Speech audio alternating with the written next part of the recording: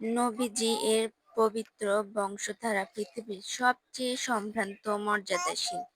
এটি এমন এক বাস্তব সত্য যে মক্কার সকল কাফির এমনকি তার চরম শত্রুও তা অস্বীকার করতে পারেনি।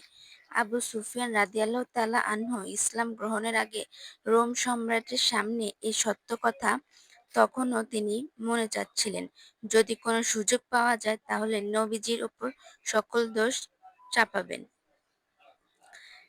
নবীজি যখন কথা বলতে পারেন, প্রথম কথা, হালিমা রাদিয়াল্লাহু তাআলা আনহু, আমি যখন নবীজিকে দুধ পান ছাড়াই তখন তার পবিত্র জবানে এ কথাগুলো উচ্চারিত হয়।